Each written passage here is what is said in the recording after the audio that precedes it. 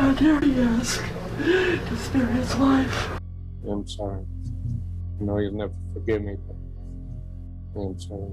As the sun rose on June 13th, 1996, a cruel killer was found, sending shockwaves through the city of Idaho Falls. Two of Angie Ray Dodge's co-workers found her dead in her apartment. She was 18 years old and full of life. As the sad news of her death spread like wildfire, it sent shockwaves throughout the community. Detectives started a wide-ranging investigation right away because they were determined to find the person who committed this horrible crime. But did they catch the real bad guy? Was the matter over? Or did the story have more to it that was kept a secret for years? Let's have a look at the 23-year-old twisted cold case solved by DNA. Angie Ray Dodge was born on December 21, 1977, and was known for her intelligence, stubbornness, and no-nonsense approach.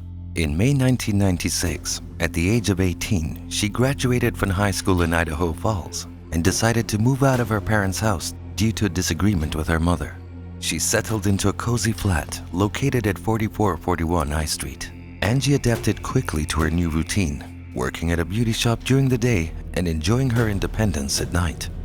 However, after 3 weeks, she began to miss her family and paid a visit to her mother on the evening of June 12, 1996. They shared a heartwarming moment before Angie left. The next morning, Angie's co-workers, Julia and Tony, became concerned when she didn't show up for work. They went to her flat and discovered a horrifying scene. Angie's lifeless body lying on the floor, her throat cut, and multiple stab wounds on her body. The police were called, and detectives diligently searched for clues. They found no signs of forced entry, suggesting that the killer was someone known to Angie. Evidence included bedding and clothing and was sent to the Idaho State Crime Lab for testing. An autopsy revealed that Angie had been stabbed 14 times and the killer's DNA was found on her body. Investigators determined that she was killed between 12:45 a.m. and 11:15 a.m. on the same day her body was discovered. The search for Angie's killer began in earnest, and her tragic death left her mother devastated for years to come. After Angie Dodge's murder, the Idaho Falls Police Department launched an intensive investigation. They conducted extensive interviews with neighbors, friends, family members, and co-workers, but no significant leads emerged. The case seemed to reach a standstill, frustrating both the police and Angie's mother, Carol. In an effort to push the investigation forward, Carol took matters into her own hands. She distributed thousands of flyers, offering a reward for information. She even patrolled the streets herself, seeking anyone who might have knowledge about her daughter's death.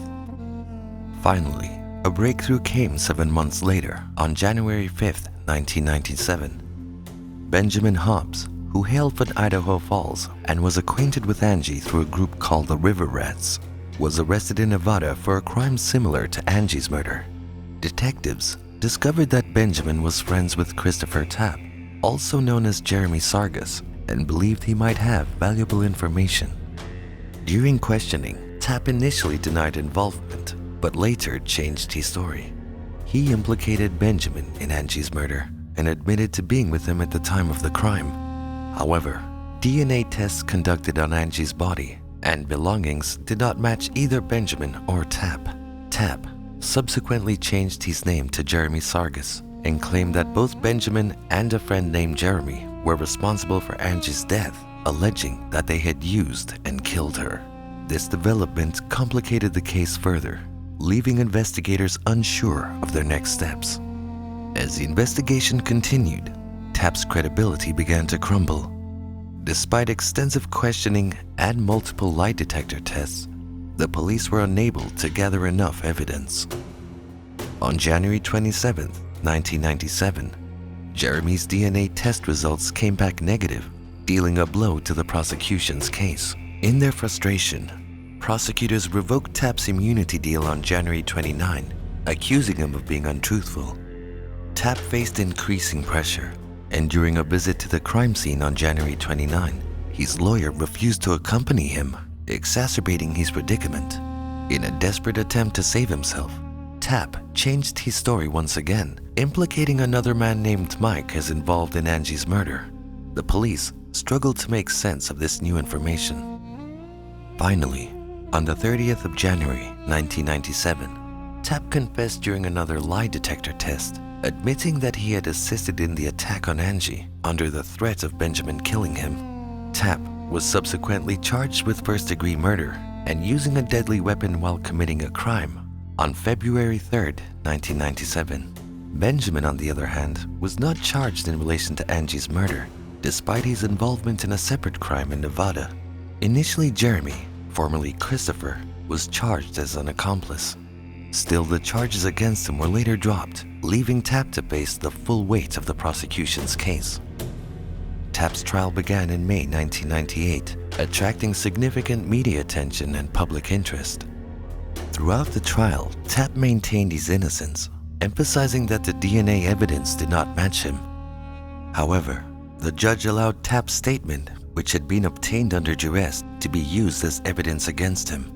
During the trial, a surprise witness named Destiny Osborne testified, claiming that she had overheard Tapp and Benjamin discussing Angie's murder at a party shortly after it occurred. Despite Tapp's defense team's arguments and the lack of DNA evidence linking him to the crime, the jurors ultimately found him guilty. However, the judge decided against imposing the death penalty, sentencing Tapp to 30 years to life in prison. Carol, Angie's mother, remained convinced of Tapp's innocence, driven by the fact that the DNA evidence did not match him. She was determined to discover the truth and continue her search for justice. In 2009, the killer's DNA was finally entered into a national crime database, but there were no matches. Carol's discovery of a DNA analysis company in Florida led to the implementation of a new method called family DNA testing.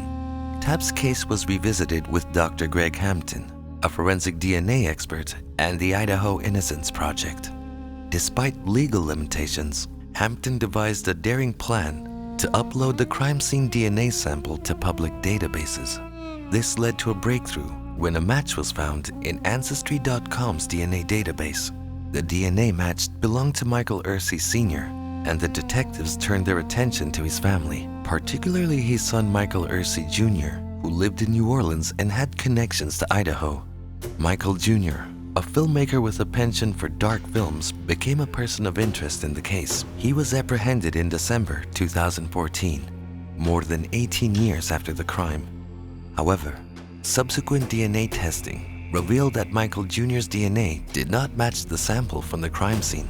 The investigation faced another setback, leaving the police determined to uncover any possible lead, regardless of its perceived significance. Carol remained committed to finding the true killer and refused to give up.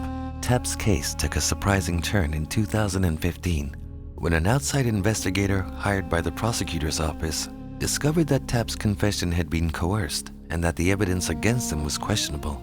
Despite this revelation, Tapp remained convicted of murder. In May 2016, his lawyers filed for post-conviction relief, hoping that new DNA evidence would clear his name. The community rallied behind Tapp, putting pressure on the prosecutor to reconsider. Eventually, a new deal was reached in which Tapp would be released after 20 years, but still be charged with murder. A key witness, Destiny Osborne, recanted her previous statement, further undermining Tapp's guilt. On March 22, 2017, Tapp was finally released from jail, but he still carried the stain of being found guilty. The town remained on edge as Angie's true killer remained at large. In 2018, Tapp's mother Carol learned about DNA genealogy and reached out to C.C. Moore, a genetic genealogist. Moore took an interest in Angie's case and worked non-stop on constructing the family tree of the unknown suspect. Through her research, she identified Brian Drips as a potential match. Drips had lived across the street from Angie at the time of the murder, but had previously eluded suspicion. Detectives dug deeper and discovered that Drips had left Idaho Falls shortly after the crime, raising even more suspicions. In May 2019, they collected a cigarette butt discarded by Drips and tested it, confirming his DNA as a match to the crime scene. Drips was arrested on May 15, 2019, and admitted to the crime during a police interview. With the new evidence, Tapp's murder sentence was overturned, and he was released on July 17, 2019. In December of that same year, Tapp filed a civil lawsuit against the city and former police officers for his wrongful conviction. Drips pleaded guilty to killing Angie on February 9, 2021, and was sentenced to spend the rest of his life in prison in June 2022.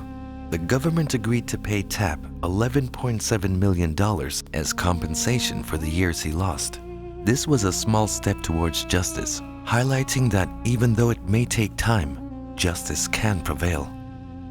If you enjoyed this video, make sure to give it a like and subscribe to the channel for more thrilling videos.